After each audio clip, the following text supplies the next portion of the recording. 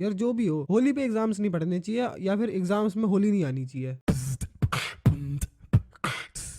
और भाई क्या चल रहा है? सब बढ़िया? अब यार कैसा टाइम आ गया, ऐसा लग रहा है पूरी दुनिया के एग्जाम हो रहे हैं, सब पढ़ाई में ही लगे हुए हैं। और इस टाइम पे मैंने कुछ लोगों को एक्साइट होते हुए भी देखा है। अपने इंस्टाग्राम पे काउंटडाउन लगा रखा है बोर्ड एग्जाम्स का। भोसड़ी के रसल में नहीं है, वो एग्जाम ही तो है। मैं तो कहता हूँ एग्जाम के टाइम पे 3 लोगों की मदद कर दो और उन 3 लोगों से बोलो कि और 3 लोगों की मदद करे। अबे यार बट अगर हो सके तो मदद कर देना, कोई दिक्कत वाली बात नहीं है। क्या पता तुम किसी को फेल होने से बचा लो। मैंने तो ऐसा करा है भाई, और ये करके मुझे ऐसा लगता है कि मेरी जन्नत की सीट बुक हो गई है। खैर, पेपरों के बीच में जिंदगी के मजे नहीं आते हैं और कोई लेने भी नहीं देता। बट अगर तुम्हें थोड़े मजे चाहिए तमीज से तो प्लीज यार आओ डिस्कॉर्ड पे, वहां पे मैं तुम्हें चीज मैगी खिलाऊंगा। लिंक डिस्क्रिप्शन में। जल्दी आओ, जल्दी ज्वाइन करो, मैं वेट कर रहा हूँ। पानी उबाल दिया है मैंने, मैगी डाल नहीं जा रहा हूँ बस। वैसे मैं हर साल देखता आ रहा हूँ बोर्ड्स की हाइप बहुत खतरनाक बनाते हैं स्कूल वाले। उसको नॉर्मल एग्जाम की तरह ट्रीट ही नहीं करते। बोर्ड एग्जाम्स को बोर्ड एग्जाम ही क्यों बुलाते हो? इम्तिहान है जिंदगी बुलाने लग जाओ ना बहनचोद। जैसे एग्जाम्स आने वाले होते हैं, प्रिंसिपल आ जाता है क्लासरूम में और सारी दुनिया के प्रिंसिपल का एक ही क्वेश्चन होता है कि 100 में से 100 किसको लेके आने हैं। ये सवाल मुझे आज तक समझ नहीं आया भाई। 100 में से 100 रियली मेरे जैसे 3 पास हो जाए और फिर भी कुछ नंबर बचेंगे, किसी के ग्रेस मार्क्स में ऐड कर देना। प्रिंसिपल के खुद नहीं आए होंगे 100 में से 100। चूतिया काट रखा है बच्चों का बहनचोद। फिर जैसे तैसे दिमाग का दही करवा के बच्चे घर पहुंचते हैं, फिर रिश्तेदार का फोन आता है और उस दही की छाछ बनाते हैं वो लोग। पता नहीं इनको अपने बच्चों की चिंता क्यों नहीं होती इस टाइम पे। सारी नकारात्मक ऊर्जा हमारे ऊपर ही फेंक देते हैं साले। आई सजेस्ट अपने रिश्तेदारों को ब्लॉक ही रखो भाई। एग्जाम टाइम में बहुत दिमाग खराब करते हैं लोग। कभी सुबह की ट्रेन से खुद आ गए या फिर रात को अपने बच्चे ले आए, यही बकचोदी चलती रहती है भाई इनकी। तो इसलिए मैं कह रहा हूँ भाई पेपरों के टाइम पे तो ब्लॉक ही रखो इन्हें। बाद में अगर मन करे तो अनब्लॉक करना, वरना ब्लॉक ही ठीक है। और ये स्ट्रीम सिलेक्शन को तो कास्ट की तरह बांट दिया भाई।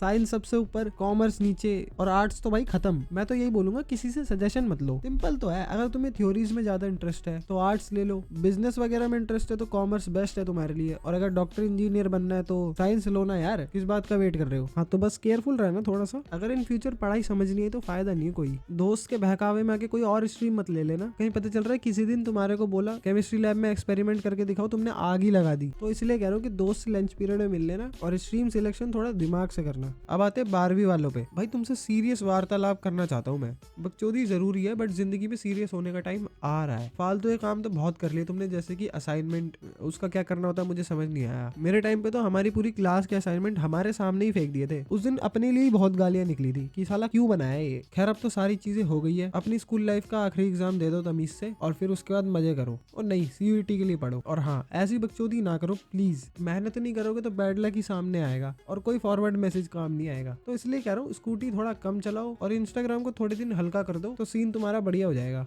बाकी अगर तुमने बोर्ड्स में टॉप कर दिया फिर तो भाई। 10वीं के नतीजे आज घोषित हो गए हैं और 499 नंबर पाने वालों में सिद्धांत पेंगोरिया हैं, जो कि lotus valley international school Noida के छात्र हैं। सबसे पहले बात करेंगे सिद्धांत से क्योंकि आज उनका दिन है। सिद्धांत, आपको बहुत बहुत बधाइयाँ। 499 मार्क्स, क्या पढ़ाई की थी आपने ऐसी? ज्यादा नहीं कर रहा था। ज्यादा पढ़ाई नहीं करी थी, यही तो कुत्ती चीज है इंसान की। जब फेम मिल जाता है ना इंसान को तब वो अपनी असलियत छुपाता है। अब दूसरा झूठ सुनना। सबने हेल्प करी, पेरेंट्स थे, फ्रेंड्स थे, और that's it। बस भाई बस, मेरे को ये बताओ दोस्त कौन से ऐसे जो हेल्प कर रहे हैं भाई बोर्ड्स के टाइम पे। पता है मैं भी एक टाइम पे बोर्ड्स को लेके बहुत टेंशन में था और रात को मुझे बहुत मुश्किल से नींद आई थी 2 बजे। और जैसे ही मैं सोया वैसे ही मेरे दोस्त ने कॉल कर दिया और पूछता है अबे सो गया क्या। और मेरे मुंह से एक ही चीज निकली उसके लिए, हाँ। तो ये सुन के मेरी फट गई बहनचो, क्योंकि वो 2 बजे भी पढ़ रहा था ना। पर मुझे बाद में पता चला वो जो पढ़ रहा था वो मैं पहले ही पढ़ चुका था। यार ये सारी चीजें तुम्हारे साथ भी हो सकती है, तो इसलिए टाइम लेके आराम से पढ़ो ताकि स्ट्रेस ना हो। 1 महीने की तो बात है। इन भैया जी ने भी यही चीज बोली थी। अब मैं और टॉपर एक ही बात बोल रहे हैं। अब देख लो भाई, 2 लोग एक बात बोल रहे हैं तो मान लो यार प्लीज। अगर नहीं मान रहे हो तो तुम्हारी हालत कुछ ऐसी हो जाएगी। मेरा नाम परमेश है।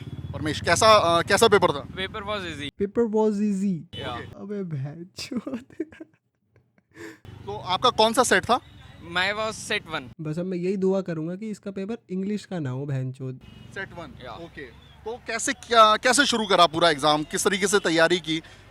मतलब मेरी स्ट्रेटजी यही थी कि पहले मैं सेक्शन बी करूं, फिर सी करूं, उसके बाद जो 20 मार्क्स थे, जो 1 मार्क्स थे, एक्चुअली सेक्शन 1 वो सबसे एंड में करूं।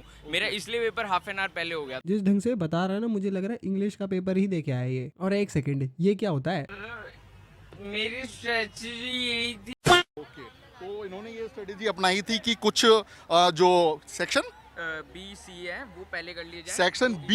सेक्शन बी सी इन्होंने पहले किया। ले बहन जो पहले ही बीसी कर दिया तो अब तो है ही नहीं कुछ कहने को। बाकी अब आते जेई वालों पे। सबसे पहले तो कॉन्ग्रेचुलेशंस, तुम्हारा पेपर लीक नहीं हुआ, और अगर तुम्हारे पेपर में बढ़िया मार्क्स आ गए तो बधाई हो भाई, मिठाई खिलाओ मेरे को, और डिस्कॉर्ड पे आओगे तो मैं तुम्हें चीज मैगी तो पक्का ही खिलाऊंगा। और अगर तुम्हारा रिजल्ट वैसा नहीं आया जैसा तुम चाहते थे तो चिंता मत करो, तुम्हें भी चीज मैगी खिलाऊंगा, आओ तो सही डिस्कॉर्ड पे, कोई दिक्कत नहीं, फिर मेहनत कर लेंगे। मोटिवेशन वाली बकचोदी नहीं है, बट हाँ सच में तुम्हारी लड़ाई तुमसे ही है, और अपने पर्सनल एक्सपीरियंस से बता रहा हूँ, फेलियर सच में कुछ ना कुछ सिखाता ही है। आने वाले टाइम पे कोई याद भी नहीं रखेगा इन सब चीजों को, और अगर तुम अपने आप को ध्यान से एनालाइज करोगे तो तुम्हारे को ये रियलाइज होगा कि तुमने अपनी जिंदगी में अपने आप को कुछ ना कुछ करने लायक बना लिया है। फिलहाल अगर मेरी नजरों से देखो तो तुम मुझे मेरा चैनल सब्सक्राइब करने के लायक दिख रहे हो, कर दो भाई प्लीज। आई होप तुम्हें मेरी बात समझ में आई होगी। तो इसलिए रोना धोना बंद करो और अपने साथ वालों को भी चुप कराओ, और डिस्कॉर्ड के दरवाजे हमेशा खुले हैं, पर ठंड लग रही है, जल्दी आओ।